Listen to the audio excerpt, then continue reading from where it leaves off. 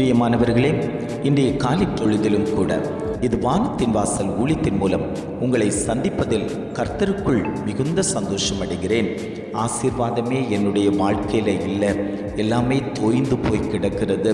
நான் என்ன செய்வேன்? தேவ சமூகத்தில் காத்து கிடக்கிறேன், தேவனோடு நடக்கிறேன், தேவனோடு உறவாடுகிறேன், தேவனோடு பேசுகிறேன், எல்லாவற்றையும் தேவனுக்கென்றே நான் விதனை பண்ணி கொண்டிருக்கிறேன். ஆனாலும் என்னுடைய கரங்களிலோ, என்னுடைய வாழ்க்கையிலோ, என்னுடைய தொழிலிலோ எந்த விதமான ஆசீர்வாதத்தையும் காண முடியவில்லையே. நான் என்ன செய்வேன் என்று தேவ சமூகத்தில் காத்து கிடக்கக்கூடிய அநேக ஜனங்கள் உண்டு. ஆண்டவர் சொல்லுகிறார், நான் உன்னை ஆசீர்வதிப்பேன் என்று இன்றைய காலை பொழுதில் ஒவ்வொரு குடும்பங்களையும் பார்த்து ஆண்டவர் வாக்கு கொடுத்து கொண்டிருக்கிறார். இன்றைய காலை பொழுதிலும் கூட ஆண்டவர் நமக்கு தரக்கூடிய நல்ல வார்த்தை என்னவென்றால், நீதிமொழிகள் 10ஆம் அதிகாரம் 22ஆம் வசனம் இவ்வாறாக சொல்லுகிறது, கர்த்தரின் ஆசீர்வாதமே ஐஸ்வர்யத்தை தரும், அதனோடே அவர் வேதனையை கூட்டார். வசனம் இவ்வாறாக சொல்லுகிறது, கர்த்தரின் ஆசீர்வாதமே ஐஸ்வர்யத்தை தரும், அதனோடே அவர் வேதனையை கூட்டார். ஆண்டவர் குடும்பங்களை பார்த்து சொல்லுகிறார், நான் உங்கள் குடும்பத்தில் ஐஸ்வர்யத்தை தருவேன். ஆண்டவர் ஐஸ்வர்யத்தை தரும்போது அதில் வேதனை இருக்காது, பிரச்சனைகள் இருக்காது, பாடுகள் இருக்காது. கர்த்தருடைய ஆசீர்வாதம் அவர் தரக்கூடிய நன்மையின் மேல் இருக்கும்போது நாம் பயப்பட தேவையில்லை. இன்றைக்கு அநேகர்கள் குறுக்கு வழியில் போய் சம்பாதித்து கொண்டிருக்கிறார்கள். தவறான வழிகளில் செயல்பட்டு அநேக பொருட்களை சம்பாதித்து கொண்டிருக்கிறார்கள். ஆண்டவர் சொல்லுகிறார், நீ நேர்மையாய் உண்மையும் உத்தமமாய் என்னுடைய வழியில் நீ நடப்பாயானால் உன்னுடைய கரத்தில் நன்மைகள் வந்து சேரும். உன்னை நான் ஐஸ்வர்யவானாய் மாற்றுவதற்கு நான் இன்றைக்கும் ஜீவனுள்ள தகப்பன் என்று ஆவியானவர் குடும்பங்களை பார்த்து ஆண்டவர் வாக்கு கொடுத்து கொண்டிருக்கிறார். ஆடுகளுக்கு பின்னாடி போன தாவீதை ஆண்டவர் ஐஸ்வர்யவானாய் ஆக்கி இஸ்ரவேலின் ராஜாவாய் மாற்றினாரேயானால் இன்றைக்கு உங்களை அவர் மாற்ற மாட்டாரா? நான் படித்து கொண்டிருக்கிறேன், எனக்கு வேலை கிடைக்கல, என்னுடைய குடும்பம் என்னை நம்பித்தான் இருக்கிறது, நான் வேலைக்கு போனால்தான் என்னுடைய குடும்பம் வளர்ச்சி அடையும், என்னுடைய குடும்பம் மேன்மை அடையும் என்று அநேகர் தேவ சமூகத்தில் கண்ணீர் வடித்து கொண்டிருக்கிறீர்கள். நான் ஒரு தொழில் செய்கிறேன், அந்த தொழிலில் ஒரு மேன்மை இல்லை என்று வடித்து கொண்டிருக்கிறார்கள். அநேகர் நான் பிஸ்னஸ் பண்ணுறேன், நான் ஊழியம் பண்ணுறேன், என்னுடைய காரியத்தில் ஆண்டவர் அந்த நன்மையை வைக்கவில்லையே, சோர்ந்து போய் இருக்கிறீர்களாம். ஆண்டவர் சொல்லுகிறார், அவர் தனது பொக்கிஷ சாலையை திறந்து உங்களுக்கு தரக்கூடிய தகப்பன். அவரிடத்தில் இல்லாத ஐஸ்வர்யம் எதுவுமே இல்லை. ஆண்டவர் சொல்லுகிறார், நான் உங்களுக்கு எல்லாவற்றையும் தருவேன் மகனே, தருவேன் மகளே, நீ பயப்பட வேண்டாம்.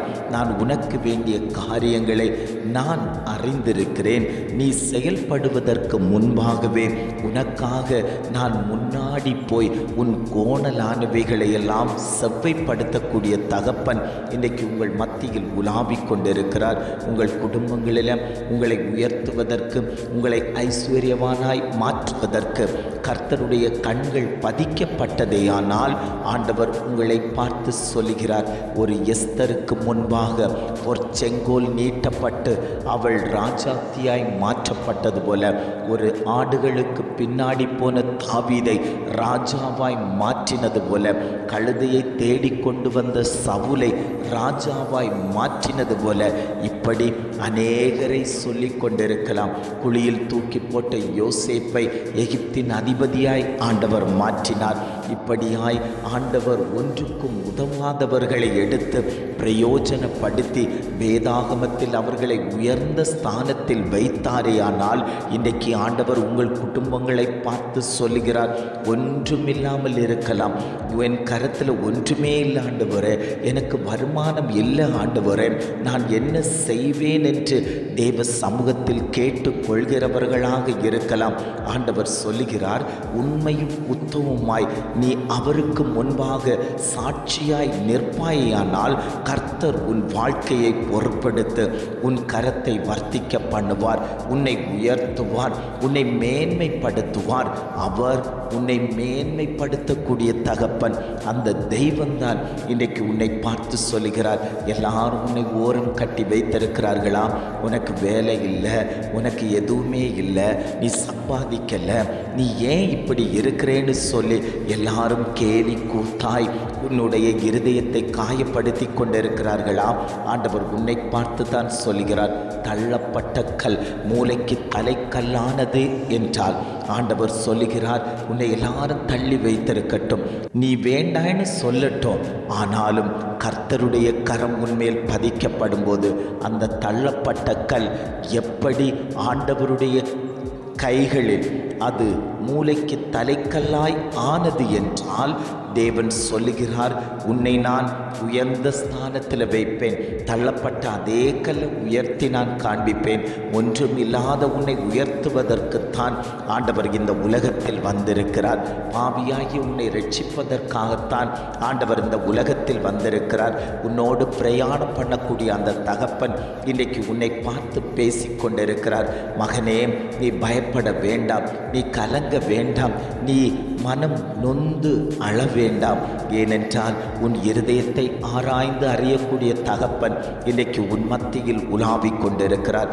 மனுஷன் முகத்தை பார்ப்பான், கர்த்தரோ இருதயத்தை பார்த்து கொண்டிருக்கிறார். நீ அழுவது, நீ புலம்புவது, நீ கண்ணீர் வடிக்கிறது, ஆண்டவரே என் குடும்பத்தை நான் எப்படி நடத்துவேன்னு சொல்லி அழுது கொண்டிருக்கிறதை எல்லாம் பார்த்து கொண்டிருக்கக்கூடிய தெய்வம் இன்றைக்கு உன்னை பார்த்து சொல்கிறார், நான் உனக்கு ஐஸ்வர்யத்தை தருவேன், நான் உன்னை ஆசீர்வதிப்பேன். அந்த ஆசீர்வாதம் உன் கரத்தில் வந்து சேரும்போது அதில் ஒரு வேதனை இருக்காது, அதில் ஒரு துன்பம் இருக்காது. யாரும் உன்னை குத்தி குத்தி காட்ட மாட்டார்கள், யாரும் உன்னை குறை சொல்ல மாட்டார்கள். ஆண்டவர் சொல்லுகிறார், நீ திருடாமல், லஞ்சம் வாங்காமல், அநேகரை ஏமாற்றி பிழைக்காமல், உண்மையும் உத்தவமாய் தேவனுக்கென்று உனக்கு கொடுக்கப்பட்ட பொறுப்புகளில் நீ உண்மையும் உத்தவமாய் இருப்பாயானால் கர்த்தர் உன் கரத்தை வர்த்திக்க பண்ணுவார். உனக்கு வேலை தந்திருக்கிறார்களா? அந்த வேலையில் நீ உண்மையும் உத்தவமாயிரு. உனக்கு ஒரு பொறுப்பு தந்திருக்கிறார்களா? அந்த பொறுப்பில் நீ உண்மையும் உத்தவமாயிரு. ஊழியம் தந்திருக்கிறார்களா? அந்த ஊழியத்தில் உண்மையும் உத்தவமாயிரு. ஒரு தொழில் நடத்துகிறாயா? அந்த தொழிலில் உண்மையும் உத்தவமாயிரு. ஒரு பிஸ்னஸ் பண்ணுறீங்களா? அந்த பிஸ்னஸில் உண்மையும் உத்தவமாயிரு. அப்படி நாம் இருப்போமேயானால் ஆண்டவர் சொல்லுகிறார், கர்த்தருடைய ஆசீர்வாதம் ஐஸ்வர்யத்தை தரும். நீங்கள் செய்யக்கூடிய வேலைகளில் ப்ரமோஷன், உயர்வு, ஆண்டவருடைய அனுக்கிரகம், ஆண்டவருடைய ஐஸ்வர்யம், ஆண்டவருடைய ஆசீர்வாதம் எல்லாவற்றையும் நீ செய்கிற செயல் மூலமாய், உன்னுடைய நடக்கையின் மூலமாய் ஆண்டவர் உன் கரத்தில் தந்து உன்னை ஆசீர்வதிப்பார். அந்த ஆசீர்வாதத்தை நீ வீட்டுக்கு கொண்டு வரும்போது, அந்த ஆசீர்வாதத்தை உன் கைகளில் பெற்றுக்கொள்ளும்போது அதில் வேதனை வராது, மகிழ்ச்சி வரும், சந்தோஷம் வரும். ஏனென்றால் நான் உண்மையும் உத்தவமாய் உழைத்தேன், நான் ஆண்டவருக்கென்று உண்மையாய் நின்று கொடுத்தேன், ஆண்டவர் என் கரத்தை வர்த்திக்க பண்ணினார். யோபுவினுடைய வாழ்க்கையை நீங்கள் பார்ப்பீர்களேயானால் அவருடைய முன்னிலைமையை பார்க்கிலும் பின்னிலைமை ஆசீர்வதிக்கப்பட காரணம் என்னவென்றால் அவன் உண்மையும் உத்தமனும் நீதிமானும் சன்மார்க்கனுமாய் இருந்ததினால தான் கர்த்தர் அவனை ஆசீர்வதித்து கொடுத்தார். இன்றைக்கும் உங்களை ஆண்டவர் ஆசீர்வதிக்க சித்தமாய் இருக்கிறார். உங்களை அவர் இரட்டைப்பனையாய் ஆசீர்வதிக்கப் போகிறார். அவர் ஆசீர்வாதம் தரும்போது அதனோடு வேதனை வருவதில்லை. எத்தனை பேர் வாஞ்சையோடு, ஆண்டவரே இந்த காரியத்தில் நான் ஜெயம் எடுக்க வேண்டும், என்னுடைய வாழ்க்கையில் அந்த நன்மை கிடைக்க வேண்டும், என் பிள்ளையின் வாழ்க்கையில் அந்த ஐஸ்வர்யம் கிடைக்க வேண்டும் என்று எத்தனை பேர் தேவ முகத்தை பார்த்து கொண்டு கேட்கிறீர்களோ அத்தனை பேருக்கும் கர்த்தர் அந்த ஆசீர்வாதத்தை, அந்த ஐஸ்வர்யத்தை நான் கொடுப்பேன் என்று ஆவியானவர் வாக்கு கொடுத்து கொண்டிருக்கிறார். ஜெபிக்கலாமா? அன்பின் பரலோக பிதாவே, இந்த காலை பொழுதுக்காக நாங்கள் உம்மை துதிக்கிறோம், ஸ்தோத்தரிக்கிறோம் ஆண்டவரே. இந்த காலை பொழுதிலும் கூட ஆண்டவர் எங்களுக்கு தந்த நல்ல வார்த்தைகளுக்காக நாங்கள் உமக்கு நன்றி செலுத்துகிறோம் ஆண்டவரே. கர்த்தரின் ஆசீர்வாதமே ஐஸ்வர்யத்தை தரும், அதனோடே அவர் வேதனையை கூட்டார் என்று அழகான ஒரு வார்த்தையை தந்தீங்க ஆண்டவரே. நீர் வேதனையை தரக்கூடிய தெய்வம் அல்ல. நீர் உம்மை நோக்கி பார்க்கிறவர்களுக்கு ஐஸ்வர்யத்தையும் கனத்தையும் ஆசீர்வாதத்தையும் கொடுத்து எங்களை மகிழ பண்ணக்கூடிய தகப்பன். இன்றைக்கு இதை கேட்டுக்கொண்டிருக்கக்கூடிய ஒவ்வொருவர் குடும்பத்தின் மேலேயும் தேவன் இந்த ஐஸ்வர்யத்தையும் ஆசீர்வாதத்தையும் கொடுத்து அந்த ஜனங்களை உயர்த்தும்படியாய் நாங்கள் ஜெபிக்கிறோம் ஆண்டவரே. நீர் அப்படியே செய்து விட்டதற்காய் ஸ்தோத்திரம். உம்முடைய நாமம் பலத்த துருகமாய் அந்தந்த குடும்பங்களின் மேல் நிழலிடப்படும்படியாய் நாங்கள் ஜெபிக்கிறோம் ஆண்டவரே. நீர் அப்படியே செய்து விட்டதற்காய் ஸ்தோத்திரம். உம்முடைய நாமம் மகிமைப்பட்டு விட்டதற்காக நாங்கள் உமக்கு நன்றி செலுத்துகிறோம் ஆண்டவரே.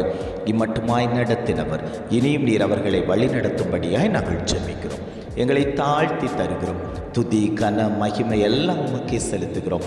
மீட்பர் இயேசுவின் மூலம் ஜெபிக்கிறோம் ஜீவனுள்ள நல்ல பிதாவே. ஆமென், ஆமென்.